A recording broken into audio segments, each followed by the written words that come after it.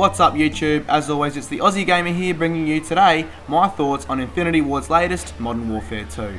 Modern Warfare 2 was released worldwide on November 10th, 2009 and is the sequel to Infinity Ward's very successful Modern Warfare that was released back in 2007.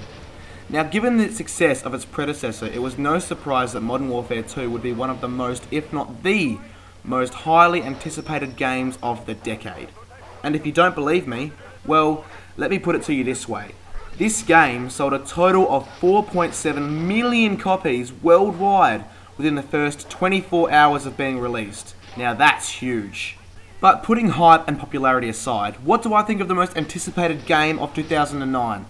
Let's find out. To begin with, the game picks up 5 years after the conclusion of the first Modern Warfare, and despite the combined efforts of the United States Marine Corps and the SAS, Imran Zakhaev is still viewed as a hero by his comrades, and one of his lieutenants, Vladimir Makarov, decides to pick up where his former commander had left off. He does this by performing a terrorist attack on a Russian airport and framing America as the ones responsible. This fuels Russia into a frenzy and they declare war and invade the United States, and the story kind of kicks off from there. Throughout the game, you play as two key characters that play two completely different roles in the conflict. First, there's Sergeant Gary Roach Sanderson, who is a member of an elite multinational unit known as Task 141. This unit is under the command of one Captain Soap Maktavish. Sound familiar? Of course it does, because this is the very same newbie that you played as in the original Modern Warfare. How's that for some nostalgic fan service? Yes, he's all grown up now, with a wicked hairdo and a brutal Scottish accent to boot. Anyway, you play as Roach, as Task 141 works hard to investigate and find evidence that proves Makarov's involvement in the airport massacre, and obviously clear the name of the US, as well as track down Makarov himself. Back on the home front, however, there is Private James Ramirez, a soldier of the US Army Rangers fighting to protect the United States soil from the Russian invasion. You play as each of these characters throughout the game, and each has his own separate part to play in the overall plot. Again, the plot is told through the same cutscenes as previous titles, including Modern Warfare and World at War, but I feel like it still does an adequate job of telling the story. Besides, it's a first-person shooter for fuck's sake. Who really cares if the story is good or bad? I just want to blow some shit up!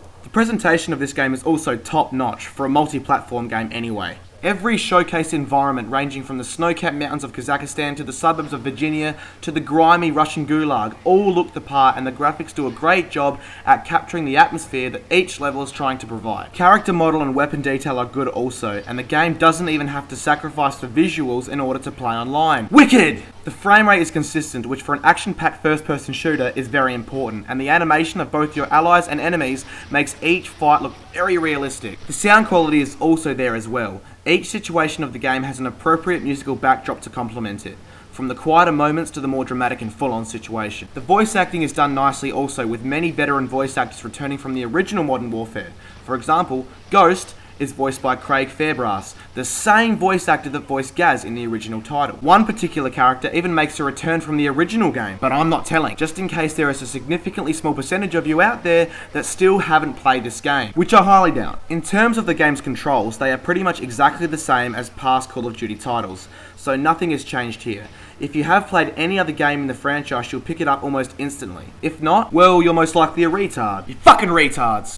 Sorry. Now, the gameplay is the main drawing factor behind any game, and believe me, Modern Warfare 2 is full of fun and exciting moments. It offers players the same stuff they know and love from the original Modern Warfare, and at the same time throws in things that are completely different and very exciting to play through. The single-player campaign is very enjoyable and adequately challenging, and offers a range of difficulty levels to allow more hardcore players to feel more at home and to step up their game. Overall, the single-player campaign is quite short, but when the single-player campaign ends, players are given even more content. To begin with, Special Ops mode has been introduced into this installment, and it basically allows for challenges based on actual events from the single player mode. What's cool about these is that you can play cooperatively with a friend, either locally or online, which makes it that much more fun to strategize your plan of attack for every situation. Or of course, you can choose to gun it solo, which makes the task more challenging, especially on the veteran difficulty. In fact, in my opinion, some tasks are literally impossible without the help of a buddy, like the Big Brother mission, which is literally impossible because you can't actually play without a second player. Spec Ops mode adds tremendous replay value to the game, obviously as players have even more to do after they have completed the single player campaign. And now for the online multiplayer. Oh, the online multiplayer.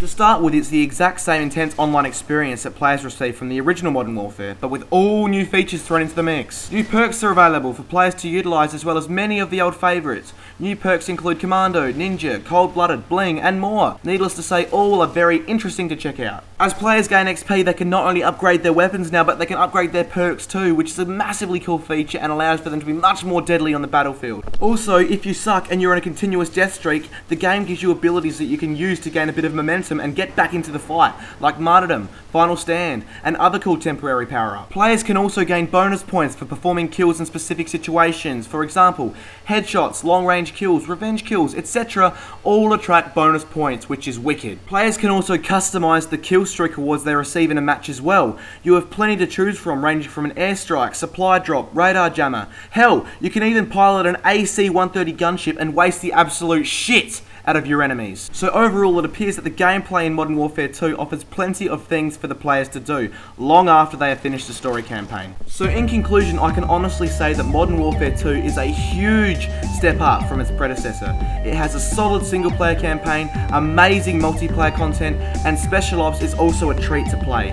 With all of that, plus gorgeous visuals, I conclude that this game is a must buy, especially for those of you that have already played the original Call of Duty Modern Warfare, or for any action first person shooter fans out there. Thanks guys, peace.